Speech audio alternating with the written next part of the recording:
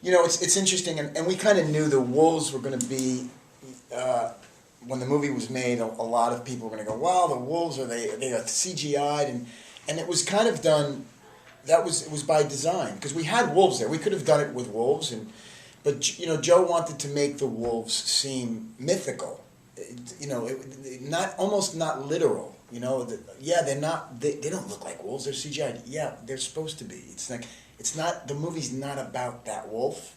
And some people are going to get it, and some people are not going. Some people are going to say, "Oh, it's a CGI movie with Liam Neeson," but you have to just look a little bit. I mean, not to get too, you know, movies. You know, it just got to look a little further than the wolf. You know, but we always felt the presence because Carnahan would play like in the back, and like, there are wolves coming, like run, you know. So, and all I was thinking is I wanted to get back to James because he was in the hotel room by himself. I'm like, Frank, I got a coffee for you. Joe would talk about the wolves as being that kind of ethereal presence, and he wanted to shoot them as kind of a film noir-esque thing where you couldn't see them. And then maybe you thought you saw them, but it wasn't there, and thought you saw them, it wasn't there, and he wanted to concentrate. He would always talk about, no, it's more about you guys, it's more about you guys. It's the outside presence coming in, putting in the pressure cooker on it.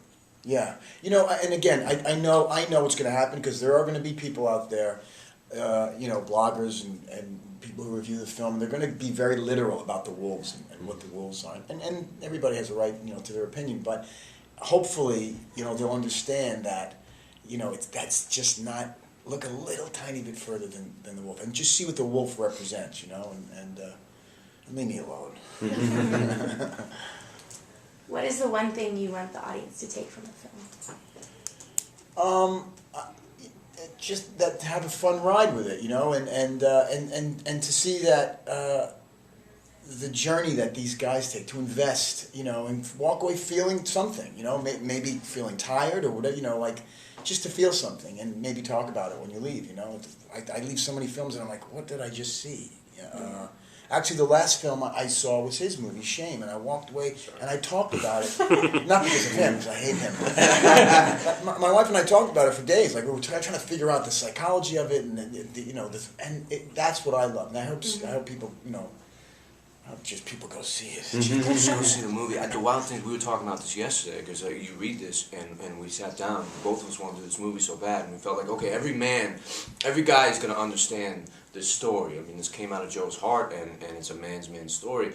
What's been so interesting is the response from all the women who've seen it, and they sit down, they talk about it, and then we sit there and go, wow, I don't understand this movie at all. Right, and I understand women less. Like, I understand, yeah. The women who came in got it on a whole different level. I'm like, wow, I never thought of that. Yeah, you're a smarty pants. So it's interesting, that's a great, you know, hats off to Joe Carnahan, because you make people think, you know. But again, people are going to look at it like it's because it kind of crosses genres, you know.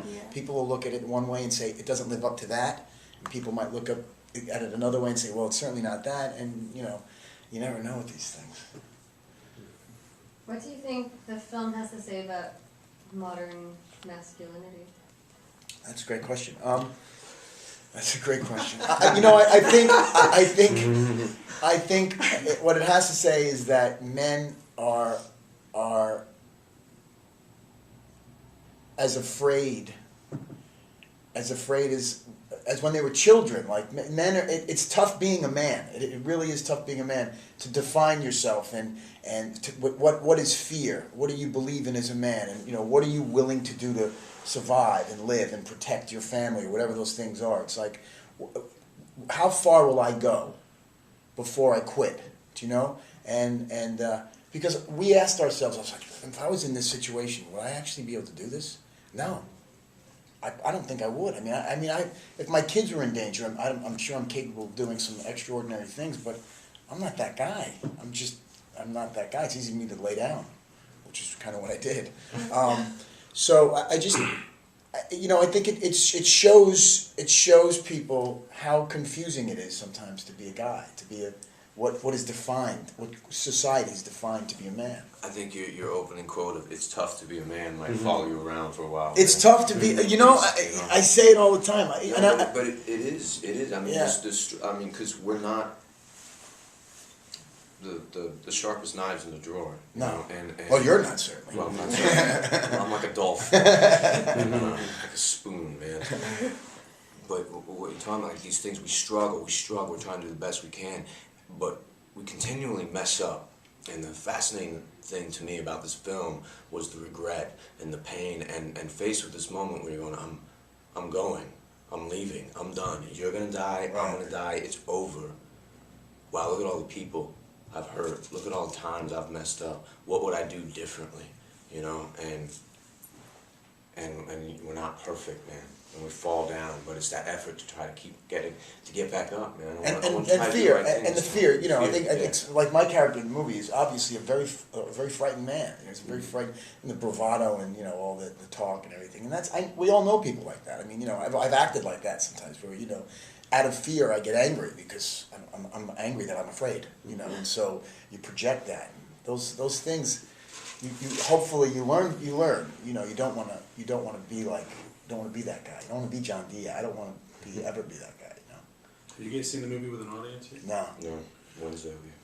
First time.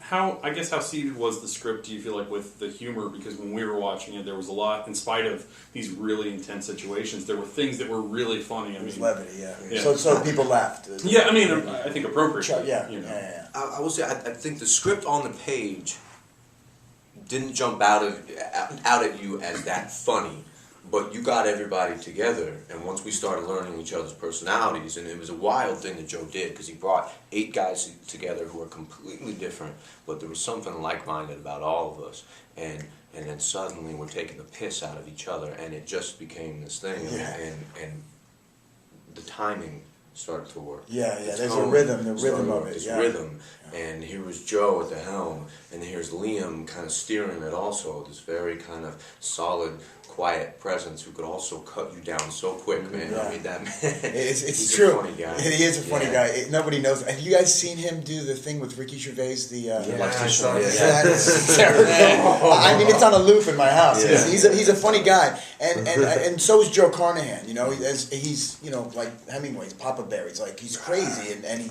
he lives his life fast. He's 100 miles an hour all the time. And I knew early on that if we didn't find some levity and he didn't mind it, we'd be in trouble. Because I did a film a long time ago called Pride and Glory, which I thought was a great script on the page, right?